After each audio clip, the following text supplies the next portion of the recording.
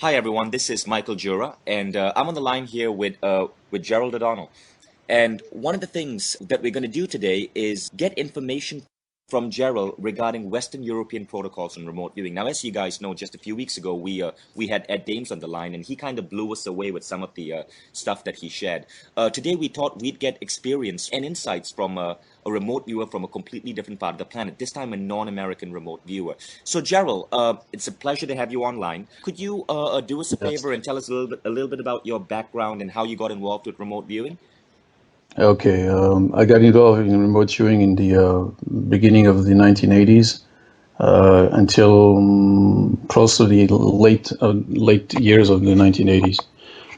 It was part of a joint operation in Western Europe between Western Europe intelligence services and law enforcement agencies. It was done in a somehow different way than in the U.S. because there was no academic background or nor feedback given at that point. Interesting. And some of those operations or some of those services are still operating using these protocols. So I cannot reveal all that has been done and all that is being done now. I understand. I fully understand. But out of curiosity, Gerald, is remote viewing still being actively used by many Western European governments? Yes, of course. But can you give us an example of what they would be using it for now? I mean, given that the Cold War is effectively over. Well, maybe the Cold War is over, but many more wars are happening all over the planet. Mm-hmm. So they would be using it for exactly the same purpose that they were using it before, which is really trying to investigate either locations or situations or people that cannot be investigated in a different way. Mm-hmm. There are a lot of attempts at doing remote influencing of situations and individuals. It's a tool. I see. And I'm curious if this is as widely accepted in Europe and publicly made acceptable in Europe as it is in the U.S. I mean, just to give you an example, in the U.S., the Marin County Police Department has openly shared that they use psychics to help them solve cases. And Right. even President Jimmy Carter in 1995 disclosed the contents of part of the Stargate program. Are Western European governments as willing to admit that they are funding such research? At some level, yes. They're not publishing it on, it is not officially published everywhere. It's not been declassified as it's been here. So there is less publications about it. The Eastern European are publishing a lot of research papers and are pretty open about this situation. There's more going on in Eastern Europe than there is really in Western Europe as a whole. I see. Would you be able to share with us maybe, if this is not private and confidential, but maybe one or two success stories that you or people you know have had doing remote viewing for Western European government or police or investigative agencies? I cannot do this. I can tell you that there was already these operations really were already operating in the Second World War already. Ah, I see. After the Second World War, they already every single intelligence department that I know of in Europe was using what you would call here psychics. That is fascinating because that's a very, very, very interesting statement. Now, Gerald, there's one thing I really liked about you when I read your profile. You seem to have a lot of interest in remote influencing as well as remote viewing. For the benefit of our listeners, could you explain what you mean by remote influencing? Okay, the term remote influencing is something that we introduced when we wrote this website in 1996. So it's been used at, everybody has been using it in different ways. But what we meant by remote influencing is the ability to influence consensual reality and thought from within yourself. In other words, you have levels within yourself that allow you to communicate with the rest of the universe. That's But they very, only very, very exist within each and every individual has that level, of course. And is That is a secret of remote viewing, by the way. that is a right now. The secret of remote viewing. So my question then is this: I've read about governments funding remote viewing research and using remote viewing to obtain information on targets they were interested in. But are governments using remote influencing in any way? Look, all I can tell you is something that I witnessed myself. Okay, I Okay. was in the beginning of the year 2000 invited Mm-hmm. uh, to perform on a TV show Mm-hmm. in California. I Mm-hmm. won't mention the show at this point. And Uri Geller was there. And Right. when he addressed the audience, you know Uri Mm-hmm. Geller, the Yes, yes, famous we do. mic bender. Mm-hmm. Okay, as he addressed the audience, he quoted. I don't know if this showed up on the final episode that was broadcast on television, but he quoted. He said that he had been hired by U.S. intelligence to do Mm-hmm. some RI, and I'm just mentioning this now, to do some RI during some negotiations with the Russians in order to bring a more favorable outcome, which was really in the end of the Cold War. Mm-hmm. So yes, it's being used. Yes, That is very, at very levels of fascinating. government. I'm not going to mention anything about us, but I can tell you it's being used. Yes, Not a problem. Now I'm curious. Last yes, year in the US, there was a very famous documentary that was released called The Secret. Have you heard yes. of The Secret? Of course. Okay, so I was wondering, Yes, in The Secret, they talk about how your thoughts determine your reality, and they go on to say that using your thoughts, you can determine what reality your life moves into. I was wondering, yes. if is this essentially remote influencing? Absolutely. What we teach in our course, but we don't teach it only as a body of knowledge. Mm-hmm. Where we make everyone experience this reality, is that everything, and I mean literally everything, is an epiphenomenon of thought. Mm-hmm. There is higher thought, high intelligence. That high intelligence will then manifest at our level in what we perceive as being reality, and that includes matter. Mm-hmm. And that high intelligence would allow that body of matter, of biology, if you want, at our level, Mm-hmm. to give us a restricted intelligence, which is the human intelligence. But Mm-hmm. it's all connected because it's all thought. So therefore, the human intelligence can, by definition and by rule, influence the totality of reality. Interesting. So your thoughts are really part of matter, which is part of the higher intelligence. Very, It's very, all very interesting. it's all mind. This is only mind in reality. Very interesting. Now, does this therefore mean that you can influence something by remote viewing it? Like, can you influence the information you're receiving by remote viewing that information? Yes. Now I'm revealing you something which I've barely touched on our website, and this is a very extensive website with a lot of Uh-huh. explanations. And yes, you definitely can influence what you remote view, or you will remote view what you really want to some level. It is all about a consensual reality. You know, That's when powerful when stuff. Mm-hmm. when American researchers such as Russell Targ and Mm-hmm. Harold Puthoff were doing their studies, their remote viewing studies here, Mm-hmm. they needed to always send a beacon, a Mm-hmm. human being, that would then go and look at the target visually Mm-hmm. and bring back that feedback to the remote viewer and the team that was doing the remote viewing. Mm-hmm. Was they realized it was necessary to have a consensual reality. In other words, uh, it is the consensual reality of many individuals who believe in a certain situation that allow for that situation to be somehow visualized and created. I see. In other words, if you have people in front of you or around you Mm-hmm. that you accept Mm-hmm. in your consensual reality who have great doubts Mm-hmm. about your abilities, Mm-hmm.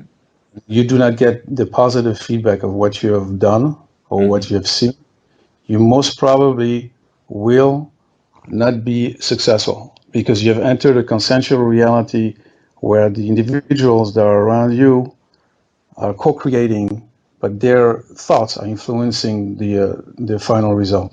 That's very, very, very interesting. Does this then Yes, mean that if you're trying to manifest a certain outcome, it works better if you have more than one person focusing on manifesting that same outcome? It doesn't have to be only that you manifest. You need a feedback, Mm-hmm. and that person has to be engaged in your life and acknowledge the fact that this has happened. But it doesn't mean that you cannot do it on your own. It depends if it's going to be a shared reality. It's going to be more powerful if it's a shared reality than if it's just your own reality.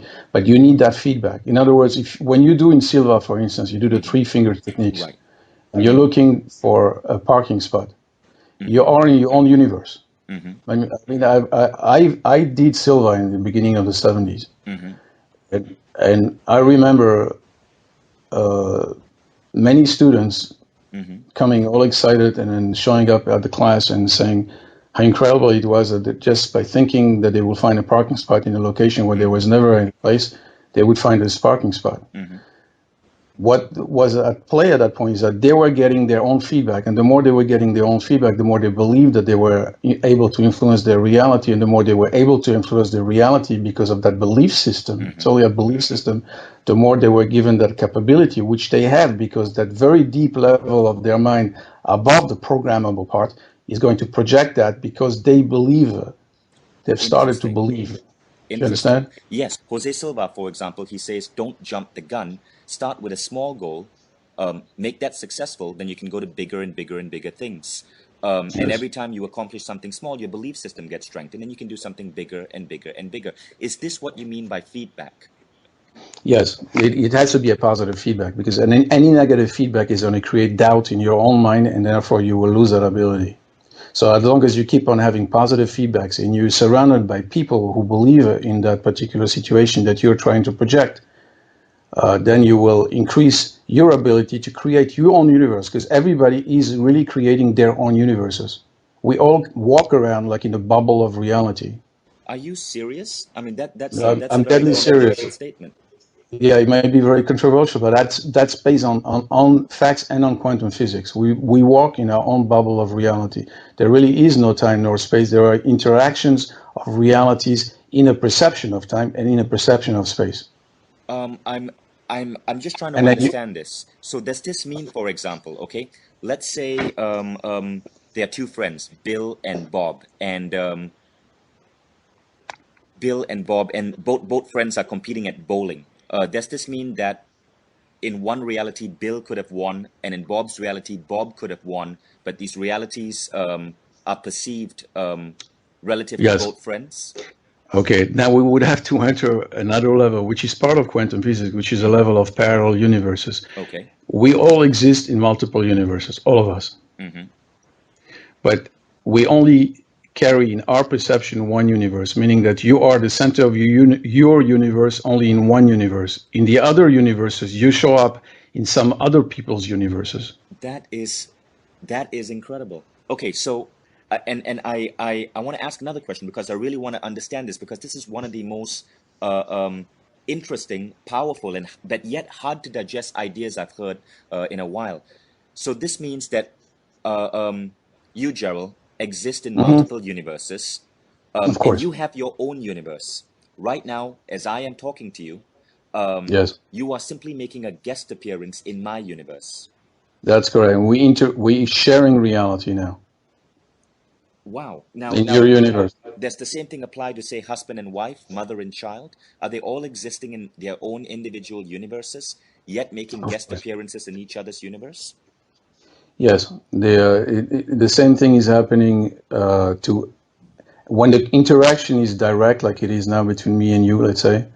I am most probably interacting with a high level of yourself, which is your universe, as close as possible to your center of universe. Mm-hmm. You follow? Right. Now, now we both have intentions. Mm-hmm. When two universes interact, so to speak, they both have intentions. One universe might want to make a left turn, and then when another universe will want to make a right turn, right? Mm-hmm. The differentiation between the power of one universe to influence the other more than the other will influence this one is in the level of connection now Mm-hmm. within that universe to a higher power, if you want, a higher intelligence or a higher light Mm-hmm. of vibration, Mm-hmm. which is done by going deeper in your mind and quietening your brain, because your brain is like a filtering process. It is Mm-hmm. like it's like a colander. It reduces a gigantic intelligence which encompasses everything to a perception of individuality. It's only in perception. Do you follow? And the deeper Yes. you go in your mind, the more you relax your brain, the more you're in contact with what you would call the superconscious, if you want, or the higher intelligence, and the more your desire and that higher intelligence blends so that what you want will be then projected to you and then to the other universes that you are closely interacting with, and then therefore your desires will be manifested. Got it. Got it. So this explains why, for example, in let's say someone has malicious intent, okay, and this multiple universe theory was true. This explains why they could not choose to, say, enslave the rest of the world population in their universe. No, they cannot. They can, in their universe, think that they're enslaving the rest of their world, but in reality, all they're doing is doing it in their own universe. Now, that's enslaving others in his universe, since all universes are connected, is affecting other universes and the mindset of the other universes. He might be putting fear in the mind. How many times have you woken up feeling fear, not knowing why you feel it? Yes, I see what you mean. I see what you mean.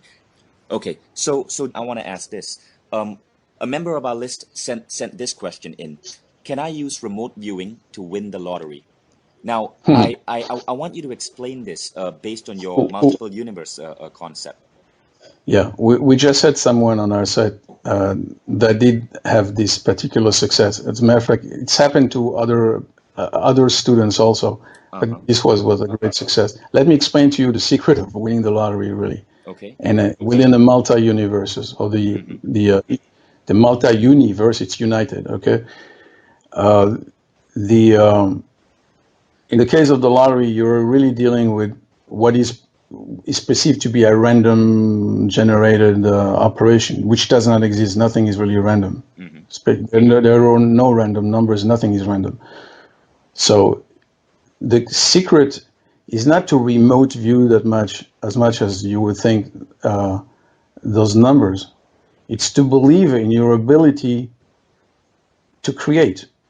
Now, whether you believe in your ability to create through the illusion of seeing in advance a certain number, or you believe in your ability to create in the reality of influencing that event, which you can see, therefore, if you have a strong enough ability and belief in your universe of being able to create, that particular random, so-called random generated operation is going to go your way. Interesting. So just to explain, you're not remote viewing the outcome, you're remote influencing the outcome. Yes. Yeah. You remote viewing what you really are remote influencing. Okay, now this is fascinating, Gerald, because this is counter to, say, what people learn in many other programs, such as, say, the Silver Method program. In the Silver Method program, for example, when someone asked this question, I remember an answer. The answer was no, you cannot win the lottery, because if you're trying to influence that lottery outcome, you have to remember that there may be thousands of other people also trying to co-influence that lottery outcome. And so your degree of influence is somewhat diluted. So because multiple people are aiming for that same goal, it's harder to influence the outcome. Now, do you agree with that? Or do you think that if we all exist in our own little universes, yes, in fact, multiple people can win the lottery? Yeah. I have to admit that I don't totally agree with it. No, I do not agree with it because it's reality, the power of your belief in your abilities to influence your reality, which will gift you, basically, that reality. The truth is, we are all part of the same being. It's like saying my right hand is going to rise higher than my left hand. The right hand, having a certain degree of co-creativity, has decided that it wants to go higher than the left hand, or one finger wants to go higher than the other one. And in this case, there are many, many hands and many, many fingers, and they're duplicated in many, many realities. So what I'm trying to say is that it's still one being. There's no harm done. And in some other reality where someone else is experiencing a different set of circumstances and universes, where you might show up or not, in a perception of time, thinking that you are in a certain era or in a certain location, and that person, that person is thinking that it is in a certain era or in a certain location. That person might be winning the lottery, and it might be in perception at the same during the same week as you are in the same location. Interesting. It's not impossible. You So will never know it, though. There's no way for you to know it. And you know who would know it? Your higher self. Your higher self experiences multiple realities at the same time. I see. And there are higher self to your higher self that experience even more. I And it see. goes on until you get to a one, just the one that experiences everything. Wow. I mean, no, The creator. that is powerful stuff. So what you're saying, Gerald, is that it is indeed possible to win the lottery within your universe, and multiple Absolutely. people in their own individual universe bubbles can win the same lottery. Yes, and that's what we teach. We teach you basically to quiet down your linear thinking critical mind, which is what we've been gifted here. We need that critical mind to decide what to do, what not to do based on the information we collect. But as we'll teach you to quiet down your linear thinking mind by going into alpha, theta, and then delta. We teach people how to operate in what is usually known as a state of sleep, of unconsciousness, delta, and be totally aware. And when they get to that state, they've decided from before that they want to manifest a certain reality or remote view a certain reality, which is basically the same thing. They will remote view what they manifested. They will remote view in advance what they will then experience in the present, in the future. Wow. Wow. So does this mean then that remote viewing predictions are inherently wrong? Okay, for No, example, I've spoken to some remote viewers who have talked about certain events occurring in 2010, 2011. Does this mean that these events are inherently wrong because they are going to happen to the remote viewer in their own reality, but that I is don't have correct. to worry about them in my reality? No, you don't. No, there's this, and I'm going to go into deep waters here. Uh-huh. Many people experience in their reality certain phenomenon, certain phenomena such as ETs, an example, Right. or certain situations where they truthfully and totally believe that they have experienced whatever reality they think they've experienced, and they have. Do you understand? Right. But through their belief and through their choices, this is their universes. You might decide to engage in their universes for a little while. You might decide not to engage at all. You might decide to engage for a much longer time. And then you will experience a consensual reality with their universes, and the same experiences will be yours. Interesting. So this leads me to a question. Are history books different in different universes? Of course, it have to be. You know who's writing it? The one mind is writing it through all of us, and it keeps on changing and being altered as we go. When you look at history or what we consider to be archaeological finding and so forth, there are always points of this singularity, always, that do not connect. Mysteries that cannot be resolved, always. It's just a little blink, if you want, from the creator is telling us, things, guys, it's not as linear as you think it is, and there was really never a beginning, and there will never really be an end. There might be an end for your universe, but that doesn't mean there's going to be an end for the universe, for sure not. Wow, fascinating. Has this got anything to do with the deja vu experience? Yeah, How would you good explain question. deja vu?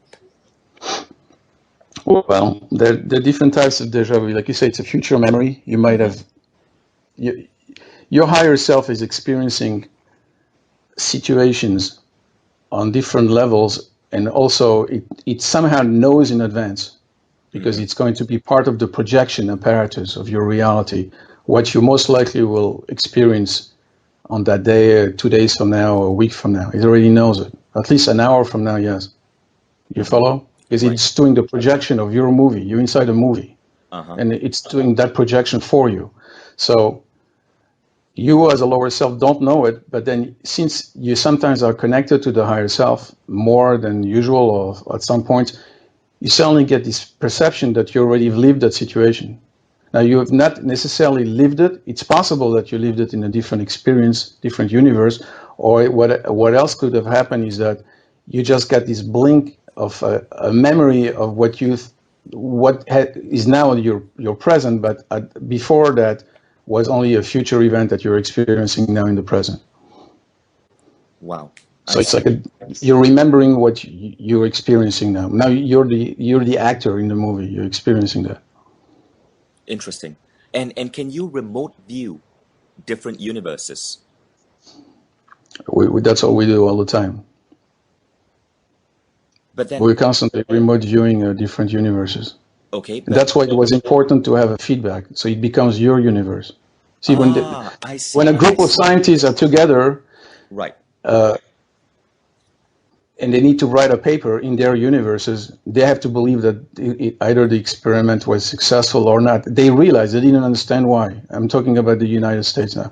They did not understand why they needed to send a beacon, a human being, to the particular location that would then witness the structure that the remote viewer was trying to find out.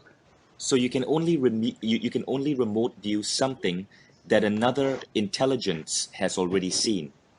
Another part of the one, yeah. Another intelligent part of the one. So what about remote viewers that remote view the dark side of the moon or the planet Pluto? Yes. They're remote viewing. There is a structure of stories. I mean, there's a structure to the universe that we all carry. Otherwise, we don't have a support for our creativity. I mean, if you don't have a pen and paper and a table when you go to school, you have nothing to do. You need a support to be able to create. So the stories are there, and if you want to look at this, you'll give you whatever stories you want to look at. I see. It's already there. It's part of the structure. But I'm not sure I follow you because human beings have not seen the dark side of the moon, nor have they actually been on the planet Pluto. So I mean, there Correct. is no. But there is no moon, my friend. There is no moon. There is no what? You know, okay, it is known though. I mean, there is a big what they call the idealist in quantum physics would tell you if you don't look at the moon is not there. The others would tell you, even the quantum physicists would tell you, well, some of them would tell you that this is going too far, that there is a moon, but it's just we can alter its reality, so to speak. It can appear in a certain way or in a different way. But the reality is that we perceive only what we perceive, correct? Matter is a perception that the brain gives you. If you have no senses available, you wouldn't even know matter exists. The one that projects that material universe within your universe is your superconscious. Follow? Your higher self. Your higher self projects that to you on a constant basis. The information that relates to your universe and all the other universes is part of that gigantic intelligence that keeps it in its own mind and just projects it to you. So is this then like the Schrodinger's cat experiment? The cat can exist in multiple states until an observer sees it. Yes, you got it. Interesting. That is the real meaning of it. Yes. Okay. So now and the one that keeps all the cats going is the one mind. Keeps all those cats. Powerful stuff. How would you explain reincarnation and past life memories? Oh man, you're really shooting it fast at me tonight, huh? Well, I mean, I see you are a hypnotherapist, and I figured this is something you've probably studied. All right. Look, everything I tell you right now is to be found not in the outer world, but it is to be found in the inner world. But it will be correlated by your outer world. You follow? The outer world is going to correlate what you find is really happening on the inner world. The key to everything is the inner kingdom, not the outer kingdom. Yes, now I understand. Okay. So if you're asking me about reincarnation, that depends on how you look at reincarnation. You as an individual, you exist only in this perception of individuality for the time when you are operating as an individual, correct? Right. Your higher self could be right now experiencing, I have no idea, I'm just giving you just any number. It could be like 3,000 different universes, and you're just part of one.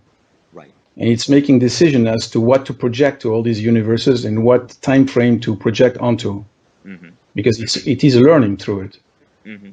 Follow? And you're making Yes. your own decision at your own level, which are totally different from what the higher self has to create on your own level as an individual, thinking that matter, space, and time exist. And it's all part of the one mind. So who is really being reincarnated? Is the higher self reprojecting into a different dream? You can say the higher self is reincarnating. Yes, I would say yes. You follow me? Yes, yes. In fact, it reminds me of something I read in Neil Donald Walsh's excellent book, Conversations with God, where he says that there are no past lives or future lives. They are concurrent lives. Since time is Of simply an course. illusion, you're simply existing in all these different planes at the same At time. the same time, because who are you in reality? You are the higher self experiencing. It's like a tentacle. Imagine having a million arms going down and touching different realities. As these realities are being touched, you're experiencing them. It's like being in a multiple movie theater, having 3,000 movies to watch at the same time. And then you stop a movie. Who stays in the movie theater? The spectator. The movie is not the spectator. As you're watching the movie, you think you are inside that situation, but as the movie is over, you're still the spectator, and then you realize you're watching who knows how many movies at the same time, and then another arm is being extended. But ultimately, who is extending all these arms? The one mind.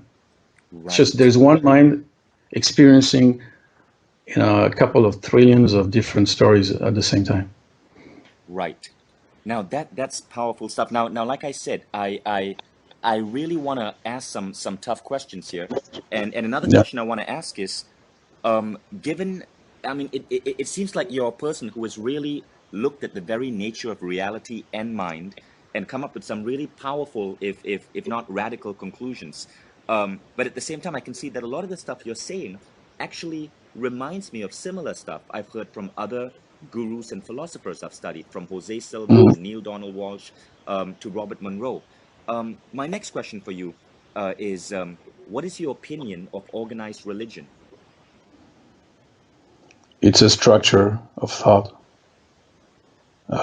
that's given in. You asking me in this creation, the one we share? Well, here's, Yeah. yes, in this particular in this particular universe, organized religion, is it something that is helping us move forward in our roles as creative beings, or is it in any way stunting our own development? Okay. You really want me to get into deep waters here, huh? Yes, I do. You're good at that. All right. What do I think of organized religion? Look, there are two movements in creation. For the one mind, the desire is to forget that he's one mind and imagine that he's many creatures. Okay, so it's a movement that goes into a tendency to want to separate and to restrict. Right. For the creatures, there is the opposite desire, which mean to want to reunite and ascend back to the origin of the ultimate reality. So when we are, this is particular scenario, if you want, that's being played out here is a very separative scenario. And the notion of spirit is more than anything else taught, studied, if you want, more than inherently experienced, at least by humans. You'd be surprised that animals experience spirit in a different way. They're more aware, at least, of being a spirit. They don't have the ability to create at all. There's no co-creative ability in their levels, and there doesn't have to be. But man is the only co-creator here. But at the same time, man does not have the ability yet to inherently, totally perceive that he is spirit. His higher self does, but not the projection here. So at the level of man, there is a need to, if you want, structure, explain, linearize, put boundaries on spirit, call it a certain name, certain representation, a system of thought, follow guidelines, and have this weird belief that spirit is separate from matter, or spirit is separate from mind, and that we need to follow certain guidelines in order to do the best for spirit when we leave this plane, so to speak.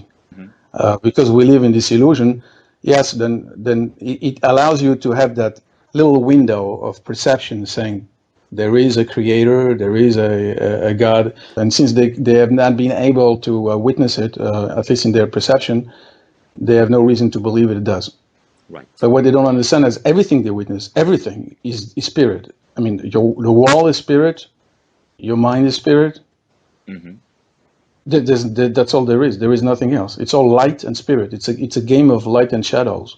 So within the mechanism of social behavior, yes, it is helpful sometimes to tell people they will be punished in an afterlife, and there is somehow of a karma, but that karma is not what we think. The karma is the fact that that higher self that you have is experiencing all these lives, and when you come back, it remains as a memory. It's affecting the higher self as an experiment.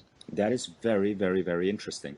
So I take it, just in summary, what you're saying is that God or spirit does exist. However, the rules of organized religion are really of a more primitive man explanation for this phenomenon. Yes, but they're primitive, and they're a co-creative creation between the lower self, if you want, man, and the higher self as the spirit of God. It's a co-creative.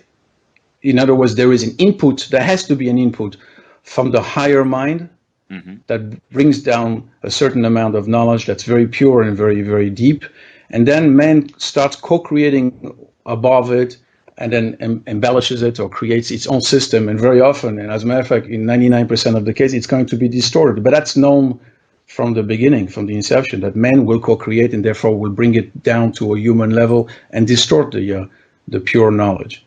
Got it. And very often fight in the name of who knows what. Right. As you can see right now, we're fighting in the name of God, which is the ultimate ridiculous notion. I mean, there's nothing more ridiculous than that. I understand. That makes a lot of sense. And just for the benefit of the people listening in, when I say primitive man came up with religious laws to explain the phenomenon that Gerald is talking about, we don't mean primitive in any sort of negative way. We simply mean primitive as in 2,000 years before scientific knowledge became mainstream. Okay, so Gerald, just moving on, I have another question for you. How would you explain psychic phenomenon such as, say, ghost? Ghost? Yes, or apparitions. Same thing. If you want to experience ghosts, you will experience ghosts. Interesting. Now, another question. And bridges time and space. I'm sorry, go ahead. In my conversation with Ed Dames, the remote viewer, Ed made a couple of sorry, I don't want to use the word prediction, but Ed mentioned a couple of things he had seen on the time horizon that were coming into our reality. And a lot of them were negative events, global plague, stock market crash, high solar activities in 2012 that might wipe out the satellite communication system. But Ed also says that when attempting to predict such events, you can never actually be completely accurate, because Ed says he believes in the power of prayer, and that that humankind, through conscious thought, might be able to move their reality away from these events. What is your take on this? Absolutely. But I'm going to give you something which is quite revolutionary. And people have experienced, a lot of people who have taken our courses have experienced that. It does not have to be a consensual reality and a 100-monkey theory. It has to be, more importantly, your belief system have to be totally changed and make you believe in your ability to change your reality. Now, again, it's a co-creative event between you and the higher mind. What we call the superconscious, some people might call it the sun, S-U-N, or the sun, S-O-N. That higher mind will not gift you that ability if you are still in a very restricted separative mode.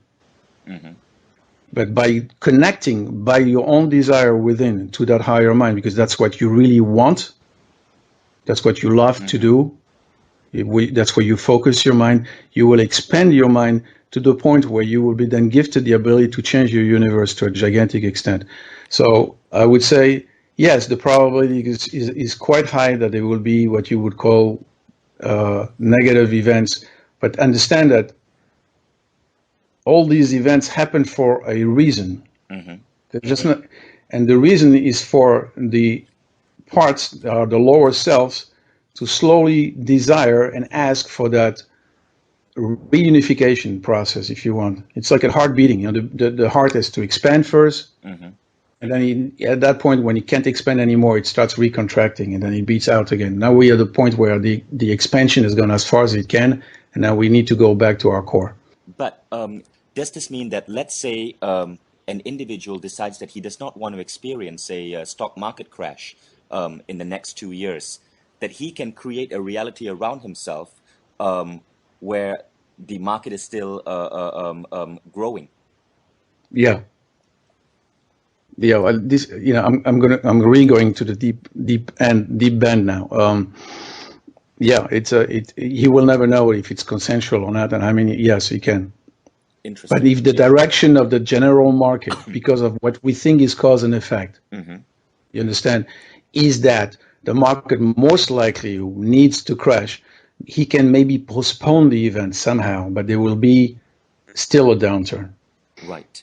Okay, so here's I mean, this is all powerful stuff, but I know what the audience is thinking right now. They're thinking, okay, so how do I do this? How do I practice remote viewing or remote influencing? And I'm wondering if you could give some advice to us. Okay, I can only tell you what we teach. We teach students to, first of all, let go as much as they can of fear. Fear will separate, fear will block you. Now, it's not as easy as just saying, let go of fear, and then people will just stop being fearful. So we have techniques that allow any individual, literally any individual, and within a couple of sessions, to experience first the level of deep theta, which is the level right on the border of sleep, where they're much less subject to their conscious mind and their critical mind, and this constant analysis that keeps on repeating itself. What will happen to me in the future, and what has happened to me in the past? In other words, they're not so fearful of the future, and they're not so conditioned by the past. Right. They're more into the moment. Their mind gets very quiet, and at that point, they are able to connect to the inner higher mind, so to speak, and receive information. And then further than that, then they are taught for the remote influencing course, they are taught how to go into that level of what used to be before the subconscious, unconscious level, and then experience their critical mind, if you want, their mind, their decision, their co-creative decision, operating from within that high mind. In other words, they are floating in a level which they know is high mind, but their mind is still operating as a human, and they decide, okay, this is what I want. This is the information I'm collecting. And based on that information, I would rather not choose this probable future, which is, by the way, the name of our website. It's called probablefuture.com. I don't want to choose this particular probable future. I would rather choose another available probable future and make that one my reality. And then they energize that. And then that level being so powerful, they can then energize that reality, and then they will witness it. Interesting.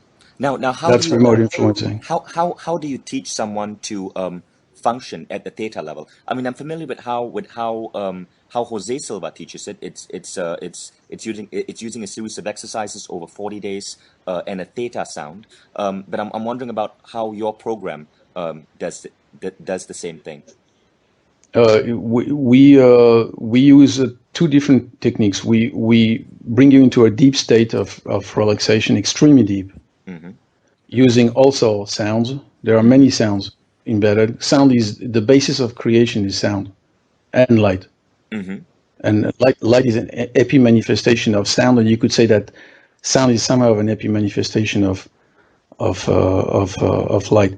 But we use embedded sound, and at the same time, we also teach you to connect to an inner part of yourself, which only operates as light. Everybody is really light in reality.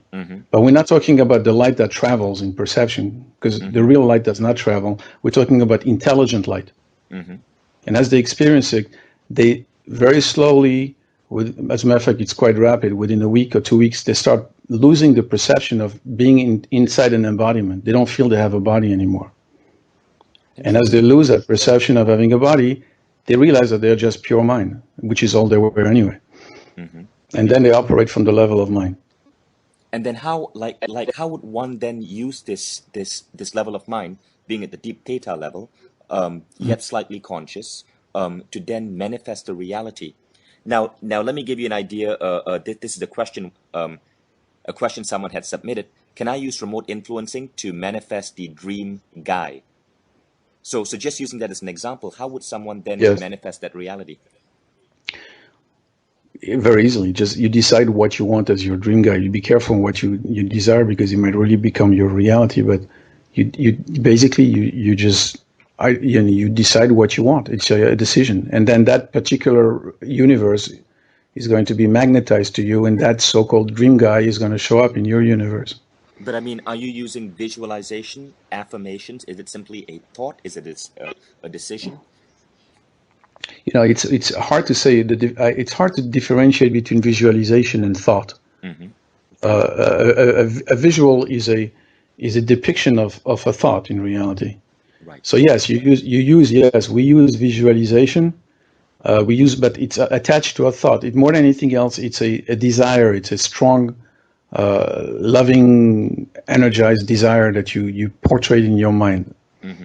We are really powerful beings. We're extremely powerful beings, because even though we think of ourselves as being separated from higher levels, we are that higher level experiencing a lower level. That's all. Interesting. Gerald, that's some pretty awesome stuff. So have any of your students have had any remarkable experiences in terms of remote influencing and then drawing to them a particular reality that they desired? Oh, we have countless students. I mean, we started teaching this in 1996. On our website alone, there are thousands of feedbacks. That's amazing. From students having had the experiences. We have sold this to close now to 100,000 students all over the world. 100, sorry, Gerald, did you say 100? 100,000, yes. Wow, that's There are barely, we did, and there are barely any country, I cannot think of one country in the world which we haven't touched. We've had a lot of healings, personal healings, emotional healings. We have had a lot of people that have had their life totally changed in incredible ways, where they suddenly realized their inner powers, and they operate in a totally different ways. We have had people ranging from medical doctors to investors to just name it. I mean, there's not one profession that has not benefited from doing this. We have had students ranging from young people from the age of 12, 13 to very old people who have taken the course and have been totally transformed by it. It helps you at all levels. It helps you in your mind. It becomes more acute. You become totally connected. You operate based on constant intuition. You know basically what to do, what not to do. You connect to people. People see a glow around you. They feel a charisma, a certain level of light, which you really are at that point. It's really light because you are connecting to your inner light. And believe it or not, in your universes, people around you will perceive it. And then you have all the abilities that man can think of that are made available to you. Interesting. So of course you have ESP, which is remote viewing, and then you have manifesting, which is remote influencing. That's some powerful stuff. I know you're a Silva Method graduate. I'm just curious to hear about your experiences with the Silva Method. How did that influence you? Very good. It was excellent. Yeah, I've heard from some other, and I don't need to quote them, but some other remote viewers who have been operating both in this country and overseas, telling me that they have taken the course and it was an eye opener, so to speak, for them as far as the abilities of the mind and how the mind operates. Now, is there um, for people who have graduated from Silva or used the Silva home study course, how do you think your program might benefit them or say help them expand their abilities? It is basically, it's a validation of what they start experiencing with Silva, and I would say it's a step ahead. Mm-hmm. It's like Silva is a natural entry point for them to undertake. They get validation, especially if they have a correlation with someone else in front of them, a human that will validate what they're seeing, Mm-hmm. what the remote viewers call a monitor, Mm-hmm.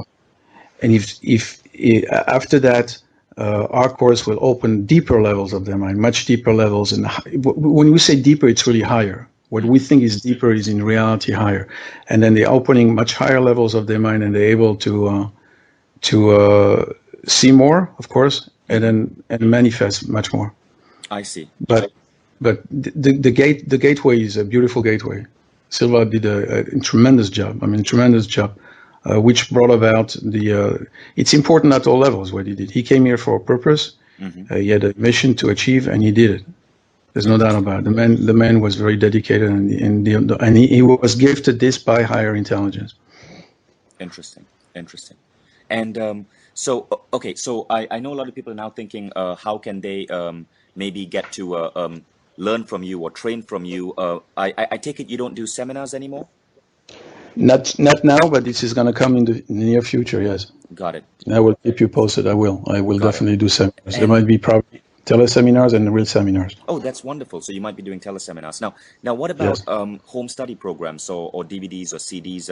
Is there any way people can learn more about these things you've been talking about? Yes, we have two home study courses. One which is called the remote viewing course. Mm-hmm. It's made out of 10 CDs, Mm-hmm. and they're extremely powerful, and it will teach you remote viewing. And then the second course is the advanced level of that entry point. It's called the remote influencing course, and this one has 14 CDs, and it will open your mind to a much higher level, which will help you also in your remote viewing. They really operate together. Wonderful. What are the courses selling for? The remote viewing course is selling for 177. Uh-huh. The remote influencing is 277, and if you buy the combination of the two, it is sell for 397. Oh, that's great. So they can Okay, and I also want to say that I mean, it's not been easy, but I do interface with my students. what do you mean by interfaces with your students? Meaning that they can call if they have experiences, which most of them will have. Wow. And they have questions, they can call, and I will usually, within a couple of days or maybe in the same day, call them back and interface with them either through email or through the phone. Wonderful. No, that is fantastic, because I know a lot of people don't do that, and I'm very impressed that you do, especially given the number of students who have purchased your products. Gerald, thank you. I mean, my mind is still reeling from some of the stuff you've shared with me. Some of it I've heard through other sources. Some of it is very new, very powerful, and I know I'm going to have to like sit back, meditate, and spend some time digesting it. But definitely, you've given people a lot of hope. And I thank you. You've been an excellent interviewer. Okay. You're tough, but you're highly intelligent, and you've asked the right questions. I appreciate that. I really do. Thank you, Gerald.